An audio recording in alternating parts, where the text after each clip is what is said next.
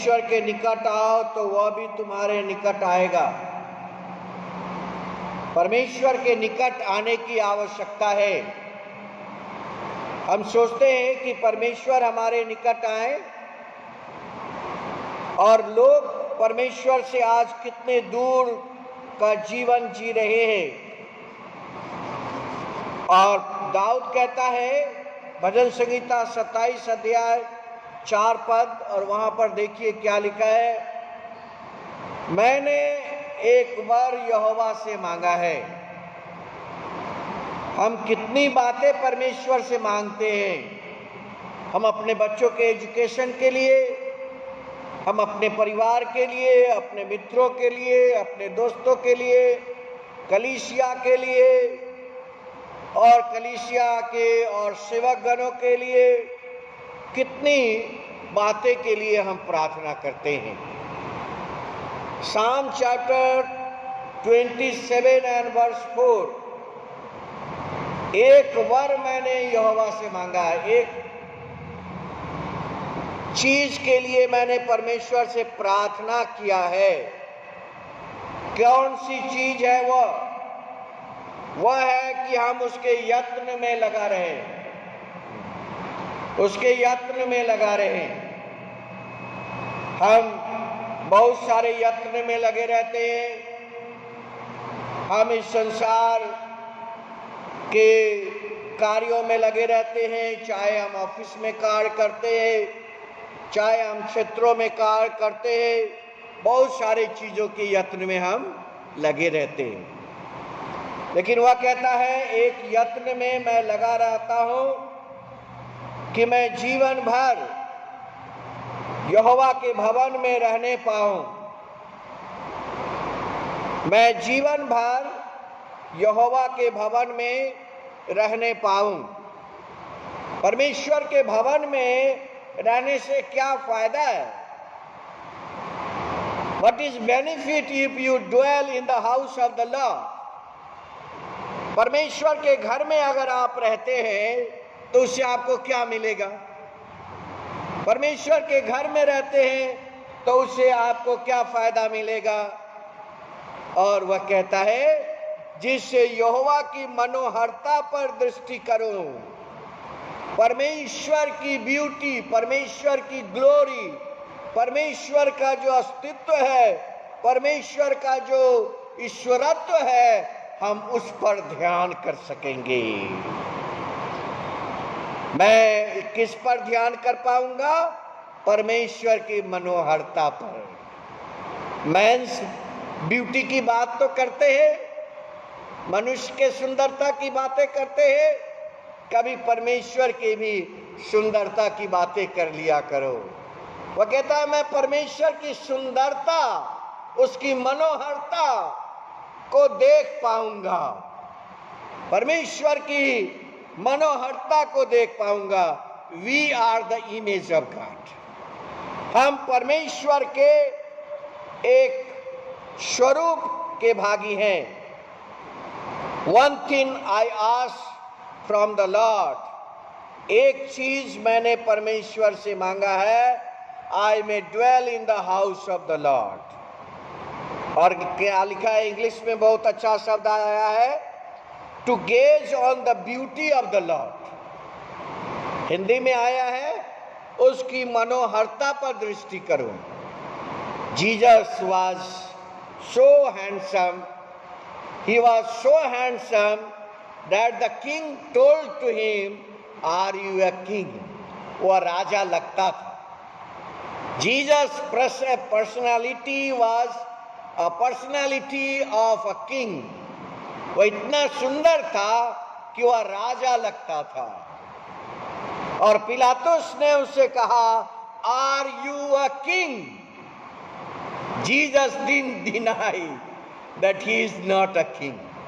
अब बाइबल पढ़िए और देखिए, यीशु मसीह ने यहां पर डिनाई नहीं किया कि मैं राजा नहीं हूं। He was so handsome and he was looking like a king, and Pilatus asked him, are you a king? तो जीसस ने कहा, मैं हूं क्योंकि तुम कहते हो, मैं हूं क्योंकि तुम कहते हो। और यहां पर दाऊद क्या कहता है, Psalm 27 एंड वर्स 4 आप देखिए, मनुष्य की ब्यूटी की बातें तो करते हैं, लेकिन David is talking about the beauty of God. परमेश्वर के ब्यूटी की बातें कर रहा है, और वह कहता है मैंने एक प्रार्थना परमेश्वर से किया है, और वो प्रार्थना है कि मैं उसकी ब्यूटी को देख सकूं। I may see the beauty of God. और यहां पर जो शब्द आया है, to gaze on the beauty of the Lord, मैं उसकी सुंदरता को, हिंदी में लिखा है मनोहरता को देख सकूं। सो याकूब कहता है परमेश्वर के पास आओ। ये एक खुला निमंत्रण, this is a open invitation for us. यह खुला निमंत्रण है, तुम परमेश्वर के पास आओ। तब लिखा है परमेश्वर भी तुम्हारे पास आएगा। बहुत सारे लोग परमेश्वर से दूर हैं। आज इस कोविड-19 में आवश्यकता है कि लोग ईश्वर की ओर फिरें। The country should repent. आज देखिए विदेशों में लोग रिपेंट कर रहे हैं, स्ट्रीट में, गलियों में, सड़कों पर और पार्क में जाकर के भीड़ लोग पश्चाताप कर रहे हैं, मन फिर रहे हैं। इस कोविड-19 में परमेश्वर ने सबको घरों में बंद कर रखा है। यह मौका है कि हम परमेश्वर की ओर फिरें, या परमेश्वर की ओर वापस आए। बाइबल कहती है peace I leave with you. और जॉन चैप्टर 14 एंड वर्स 27, मैं अपनी शांति दिए जाता हूँ, अपनी शांति तुम्हें देता हूँ, जैसा संसार देता मैं तुम्हें नहीं देता। संसार आपको शांति नहीं दे सकता। The world cannot give you peace. The world can give you money. The world can give you name and fame. But God says, John chapter 14 and verse 27, जैसा संसार यह शांति तुम्हें नहीं दे सकता। तुम्हारा मन न घबराए और न डरे। परमेश्वर को सबसे अधिक आपके किस चीज की चिंता है? Okay, he supplies all the need to us, ये तो है, लेकिन परमेश्वर को सबसे आपकी किस चीज की चिंता है? परमेश्वर को सबसे अधिक आपकी किस चीज की चिंता है? और यहाँ जॉन चैप्टर 14 एंड वर्स 27, और यहाँ पर लिखा है तुम्हारा मन न घबराए। सबसे अधिक परमेश्वर को आपके मन की चिंता है। सबसे अधिक परमेश्वर को आपके मन की चिंता है। He cares your heart. वह आपके मन की चिंता करता है। प्रोवर्ब नीति वचन और 4 अध्याय और 23 पद, सबसे अधिक अपने मन की रक्षा कर। शरीर से भी अधिक हमें अपने मन की रक्षा करनी है। शरीर से भी अधिक परमेश्वर को सबसे अधिक आपकी कौन सी चीजों की चिंता है? और वह है परमेश्वर आपके मन की चिंता करता है। नीति वचन 4 अध्याय और 23 पद, सबसे अधिक अपने मन की रक्षा कर, क्योंकि जीवन का मूल स्रोत यही है। This is your life. आपका जो मन है, आपका हार्ट जो है, आपका हृदय जो धड़कता है, यही आपका जीवन है। और मैं कहता हूं कि परमेश्वर आपके इस धड़कन की केयर करता है। God cares your palpitation. परमेश्वर आपके हृदय के केयर को, हृदय का जो धड़कन है उसका केयर करता है। जीसस ने 3 इनविटेशन दिए हैं बाइबल के अंदर। God's invitation to everyone. The first, यीशु मसीह ने एक निमंत्रण दिया है।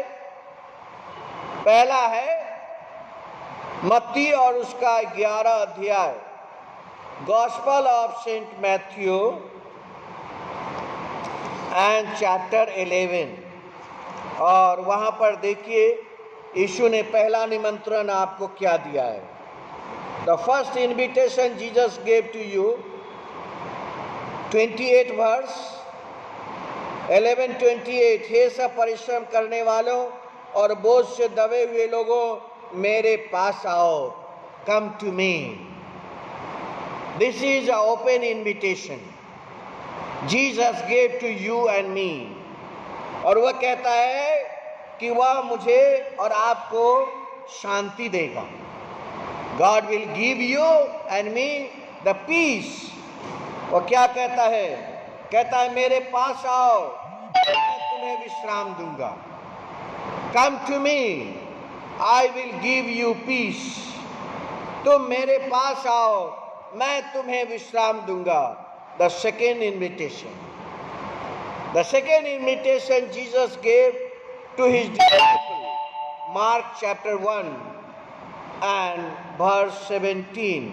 मरकुस रचित सुसमाचार और उसका पहला अध्याय और 17 पद। यीशु ने उससे कहा, मेरे पीछे आओ, मैं तुमको मनुष्यों के मछुए बनाऊंगा।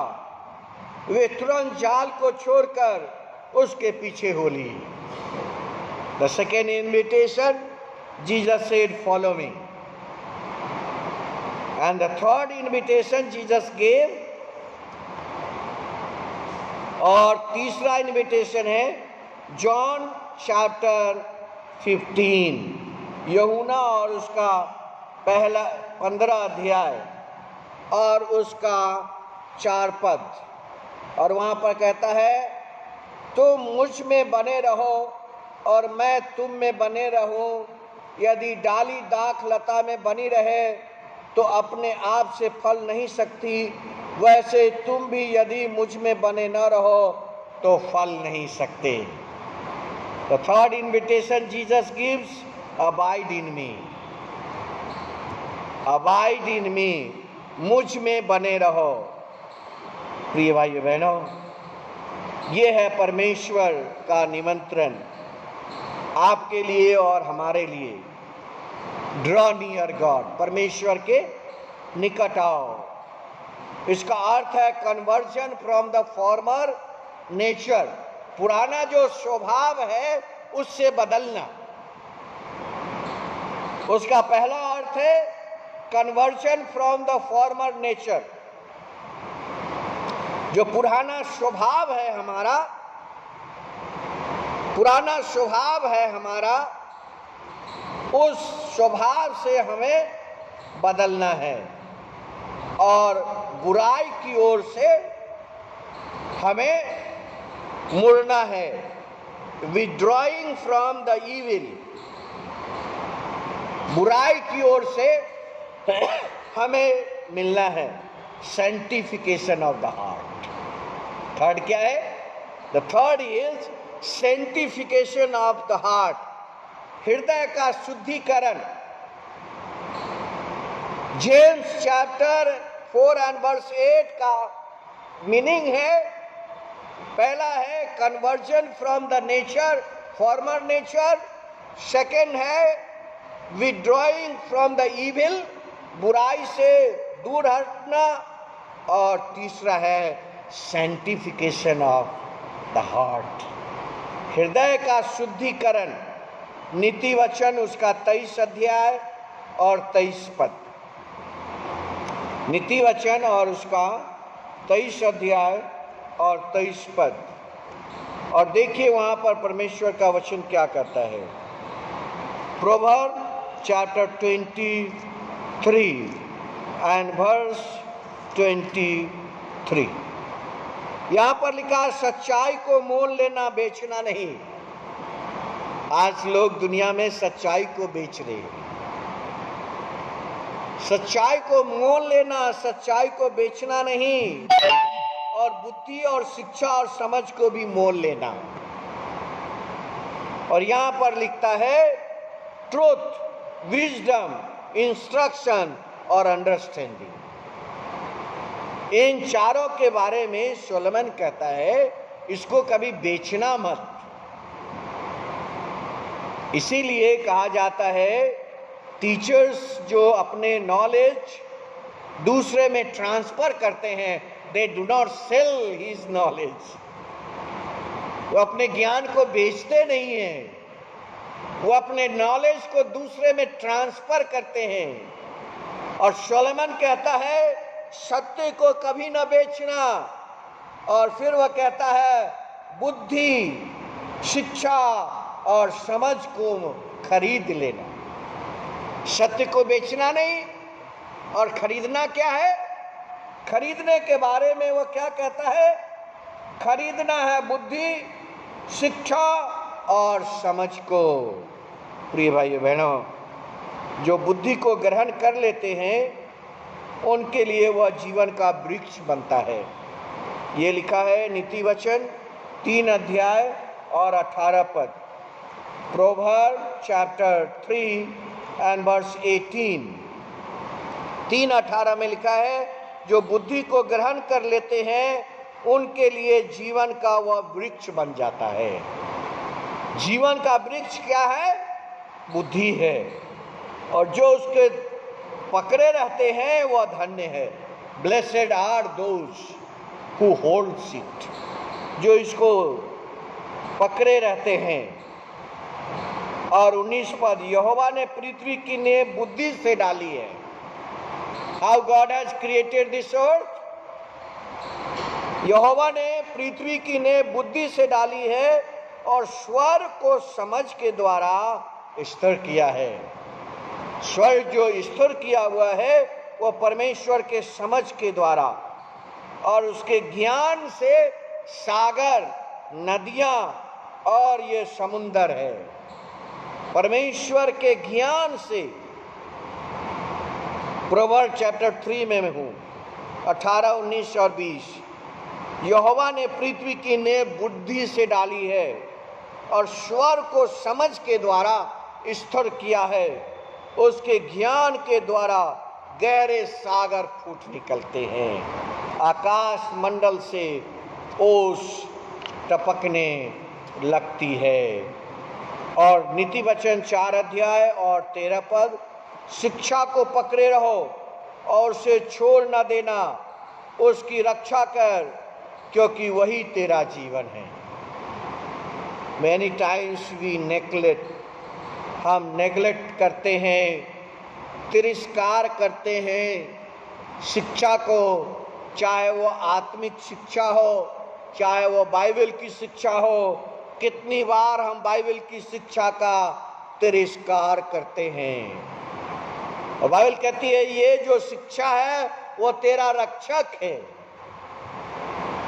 This knowledge is your safety.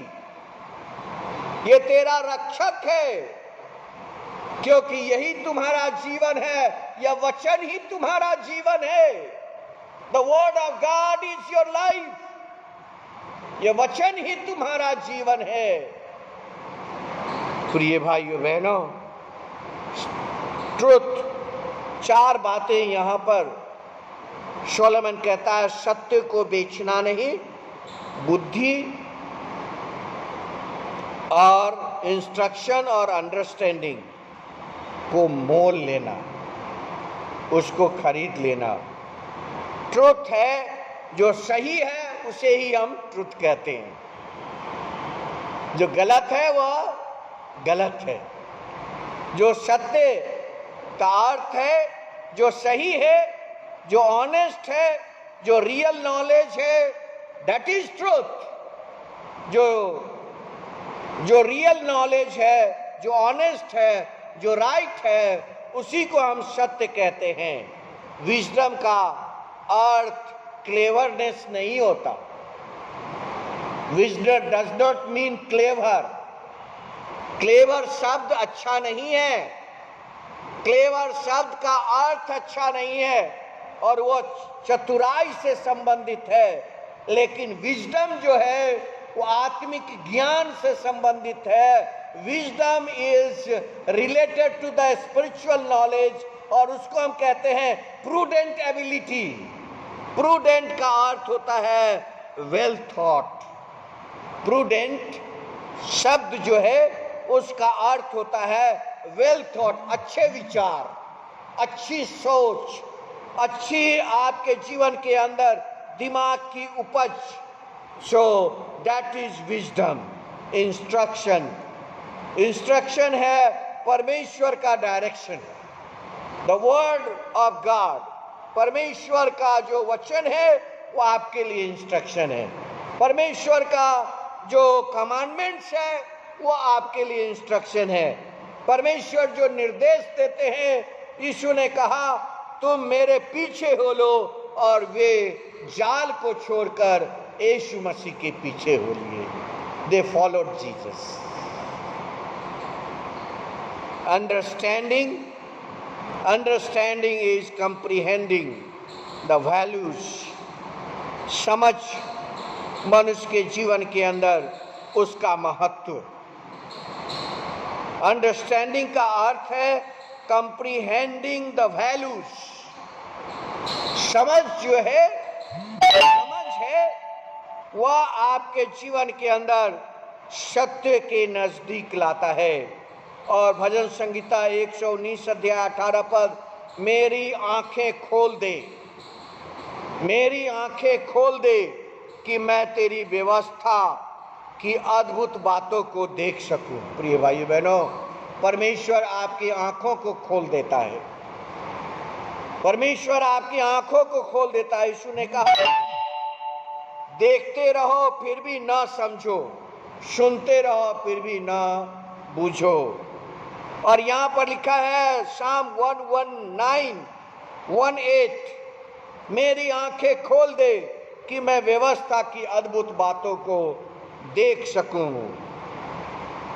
और इफिसियों उसका पहला अध्याय 17 और 18 पद, हमारे प्रभु यीशु मसीह का परमेश्वर जो महिमा का पिता है तुम्हें अपनी पहचान में ज्ञान और प्रकाश का आत्मा दे। प्रिय भाई बहनों, यहाँ पर लिखा है प्रकाश की आत्मा। आत्मा जो आप, पवित्र आत्मा जो है, सत्य की आत्मा, जीवन की आत्मा और यीशु मसीह की आत्मा को हम प्रकाश का आत्मा कहते हैं। ये जब पवित्र आत्मा आपके जीवन में आता है तो प्रकाश लाता है और अंधकार दूर हो जाता है। और वह लिखा है प्रकाश का आत्मा। और इसीलिए इफिसियों पहला अध्याय और 18 पद, तुम्हारे मन की आंख ज्योतिमय हो जाए। ये शरीर की आंख नहीं, ये जो आंख आपके पास दो आंखें हैं, उस आंखें की बातें ये नहीं कर रहा है, यह कह रहा है मन की आंखें। The eyes of your understanding be lighten. मन की आंखें ज्योतिमय हो, तुम जान लो कि उसके बुलाने से कैसी आशा होता है, पवित्र लोगों में उसकी मीरास की महिमा का धन कैसा है। जो लोग पवित्र है, जो लोग परमेश्वर के अधीन है, जो लोग परमेश्वर के वचन के अधीन है, जिनके जीवन में सत्य, विजडम, इंस्ट्रक्शन और अंडरस्टैंडिंग है, उनके जीवन के अंदर लिखा है महिमा का धन उसके पास है। Hallelujah, praise the Lord. महिमा का धन उसके पास है, संसार का धन नहीं। महिमा का धन, महिमा का धन किसके पास है? जो सत्य को कभी नहीं बेचता। महिमा का धन किसके पास है? जो विजडम और इंस्ट्रक्शन और अंडरस्टैंडिंग को मोल लेता है। प्रिय भाइयों बहनों, परमेश्वर का वचन कहता है महिमा का धन उसके पास है। आपके पास महिमा का धन है, अगर आपके मन की आंख ज्योतिमय हो गई है, तुम्हारे मन की आंख ज्योतिमय हो, और उसमें लिखा है कि महिमा का धन उसके पास है। Psalm chapter 24 and verse 3, 4, 5। यहोवा के पर्वत पर कौन चढ़ सकता है और उसके पवित्र स्थान में कौन खड़ा हो सकता है? प्रिय भाई बहनों, परमेश्वर के सामने कौन आ सकता है? परमेश्वर से कौन प्रार्थना कर सकता है? परमेश्वर के वचन को कौन प्रचार कर सकता है? परमेश्वर के सामने कौन खड़ा हो सकता है? और उसके लिए लिखा है, जो इसके काम निर्दोष और हृदय शुद्ध है। जिसका हृदय शुद्ध है वही परमेश्वर के सामने आ सकता है। अशुद्ध हृदय वाला व्यक्ति परमेश्वर के सामने नहीं आ सकता। इसीलिए वे अंदर की वेदी में साल में एक ही बार प्रवेश किया करते थे। होली एंड होली, अंदर की जो बाहर की एक वेदी है, उसके अंदर एक वेदी होती थी इजरायलियों के लिए, और उस वेदी में वे साल में एक बार प्रवेश करते थे। Once in a year they enter in the place of holy and holy, पवित्र और पवित्र, और उसी का पर्दा उस दिन फट गया था जिस दिन यीशु मसीह सलीब पर दुनिया के लिए अपना प्राण दे रहा था। हालेलुया। जिस दिन यीशु मसीह दुनिया के लिए अपना प्राण दे रहा था, उसी दिन उस होली एंड होली का पर्दा ऊपर से नीचे तक फट गया था। कौन ईश्वर के सामने खड़ा हो सकता है? Psalm chapter 24। ईश्वर के सामने कौन खड़ा हो सकता है? जिसके काम निर्दोष हैं, हृदय शुद्ध है, और जिसने अपने मन को व्यर्थ की बात की ओर नहीं लगाया है, और जिस व्यक्ति के मन में कपट नहीं होता। जिनके हृदय में कपट होता है, परमेश्वर उनके पास नहीं होता। वर्ष 5, वह यहोवा की ओर से आशीष पाएगा। ऐसे लोगों पर आप देखते हैं आशीष की वर्षा होती। ऐसे विश्वासियों के जीवन पर आशीष की वर्षा होती। ब्लेसिंग्स एंड ब्लेसिंग्स, आशीष और आशीष। ऐसे लोगों के ऊपर आशीष की वर्षा होती है। और क्या होती है? सिर्फ आशीष ही नहीं मिलती आपको, और क्या होता है? अपने उद्धार करने वाले परमेश्वर की ओर से वह धर्मी ठहराया जाता है। First blessings and second righteous हो जाते हैं। आप धर्मी हो जाते, आपकी ऊपर आशीष की वर्षा होती है, और दूसरा ईश्वर की ओर से आप धर्मी ठहराए जाते, मनुष्य की ओर से नहीं। मनुष्य की ओर से आप धर्मी नहीं ठहराए जाते, आप संसार की ओर से धर्मी नहीं ठहराए जाते, अपने मित्रों के द्वारा धर्मी नहीं ठहराए जाते, अपने सखी संबंधियों के द्वारा धर्मी नहीं ठहराए जाते। आप परमेश्वर के द्वारा धर्मी ठहराए जाते हैं। सो कौन ईश्वर के सामने आ सकता है? Who can come before God? परमेश्वर के सामने कौन आ सकता है? जिसके हृदय शुद्ध है, और जो व्यर्थ की बातों में मन नहीं लगाता है, और जिसके हृदय में कपट नहीं होता है, वह यहोवा की ओर से आशीष पाएगा। अपने उद्धार करने वाले परमेश्वर की ओर से धर्मी ठहरेगा। Finally I will bind my message. मैं अब मैसेज को समापन की ओर ले जाऊंगा। ड्रॉ टू गॉड, परमेश्वर की ओर आओ। जैसा परमेश्वर का वचन आपके सामने पढ़ा गया, याकूब की पत्री उसका 4 अध्याय और उसका 8 पद, परमेश्वर के निकट आओ तो वह भी तुम्हारे निकट आएगा। Learn to give your heart to God. आप अपना हृदय परमेश्वर को देना सीखिए। ये भी सीखने की एक कला है। टू गिव आवर हार्ट एक दिन में कोई धर्मी नहीं बन जाता, परंतु this is also a process. ये भी एक सीखने की कला है। This is also a process, daily process to be holy. एक दिन में कोई होली नहीं बन जाता। It is the continuous process. ये प्रतिदिन के लिए यीशु ने क्या कहा? हे पिता, प्रतिदिन की रोटी हमें दे। Every day bread give me the daily bread. Learn to give your heart to God. परमेश्वर को अपना हृदय देना सीखना है। Read God's word. परमेश्वर के वचन को प्रतिदिन पढ़िए and apply God's word in your life. सिर्फ पढ़ना नहीं, उन बातों को जो आज मैंने सवेरे बाइबल पढ़ा है, क्या मैं आज पूरे दिन इसको फॉलो कर सकता हूं? This is the thing. The first, learn to give your heart to God. Second, read God's word. परमेश्वर के वचन को पढ़िए, apply God's word to your life. And third,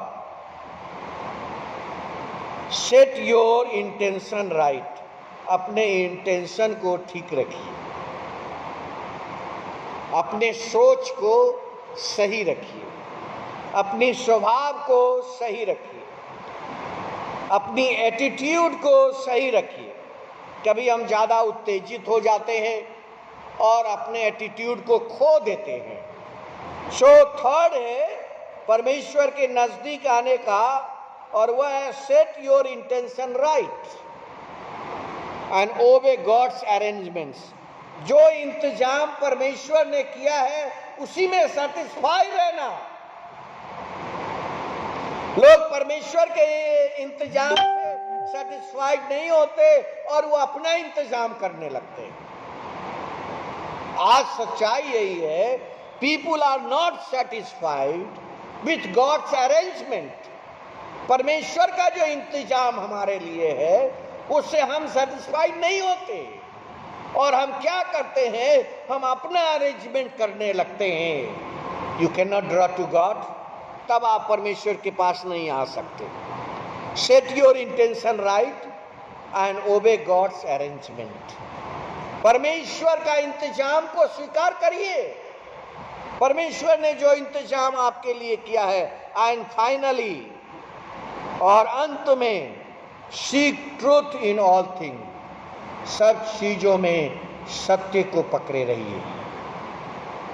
सब चीजों में सत्य को पकड़े रहिए और परमेश्वर को प्रेम करते रहिए। कुछ नहीं आता मुझको, कुछ ज्ञान हमारे पास नहीं है, हम परमेश्वर को प्रेम करते रहें सिर्फ। Only love God. आपके जीवन में सब इंतजाम प्रकट हो जाएगा। God will make all arrangements in your life. Start loving God.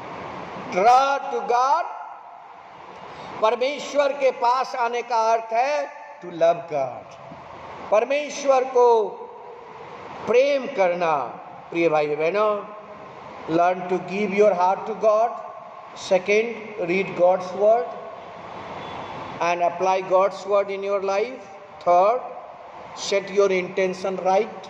अपने इंटेंशन को सही रखिए एंड ओबे गॉड्स अरेंजमेंट। परमेश्वर के इंतजाम को आप अपने जीवन के अंदर स्वीकार करिए। फाइनली, सत्य को थामे रहिए। Seek truth in all things. सत्य को थामे रहिए। अंत में मैं बताना चाहता हूँ एक्सोडस 19:22। और याजक जो यहोवा के समीप आया करते हैं वे भी अपने को पवित्र करें, कहीं ऐसा ना हो कि यहोवा उन पर टूट पड़े।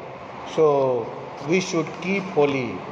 और पतरस कहता है, we are all the priesthood of Jesus Christ. हम सब प्रभु यीशु में याजक हैं। We all are. भले ही हम ऑर्डिन मिनिस्ट्री ना कर रहे हों, but God has called you and me. परमेश्वर ने 3 निमंत्रण दिए हैं बाइबल के अंदर। और वह है मत्ती 11:28 और वह है मरकुस 1:17 और दूसरा है यूहन्ना 15:6। आइए हम परमेश्वर को धन्यवाद दें और उसके जीवन को अपने लिए उसके इंतजाम को स्वीकार करें। Let's pray. आइए हम प्रार्थना करें।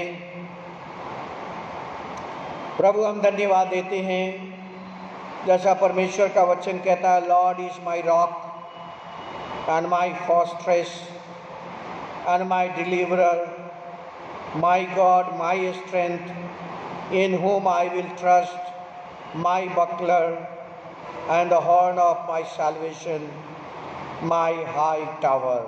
हालेलुया। धन्यवाद करते हैं प्रभु, आप हमारे चट्टान हैं, आप हमारे शरण स्थान हैं। परमेश्वर हमारा रक्षक है और वह हमारा परमेश्वर है जो हमसे प्रेम करता है। उसको हमारा पल्पिटेशन का सबसे अधिक चिंता है। God careth our heart. परमेश्वर से सबसे अधिक वह हमारे मन की चिंता करता है। परमेश्वर हमारे मन की चिंता करता है। God cares about our heart. वह हमारे दिल की चिंता करता है, मन की चिंता करता है। पिता परमेश्वर हम धन्यवाद देते हैं कि परमेश्वर का इंतज़ाम हमारे लिए अधिक है। बहुत सारे लोग परमेश्वर के इंतज़ाम का तिरस्कार करते हैं और वो अपना इंतज़ाम अपने करना चाहते हैं, लेकिन परमेश्वर का जीवित वचन कहता है परमेश्वर के इंतज़ाम ही तुम्हारे जीवन के लिए सब कुछ है। परमेश्वर के इंतज़ाम को तुम अपने जीवन में स्वीकार करो। हालेलुया। धन्यवाद यीशु। आज की आराधना को ब्लेस करे प्रभु और इस संदेश के द्वारा बहुत सारे लोग आशीष को पाएं। पीपुल में be blessed in Jesus name, आमीन। अंत में हम लोग एक कोरस गाएंगे और उसके बाद आशीष वचन ग्रहण करेंगे।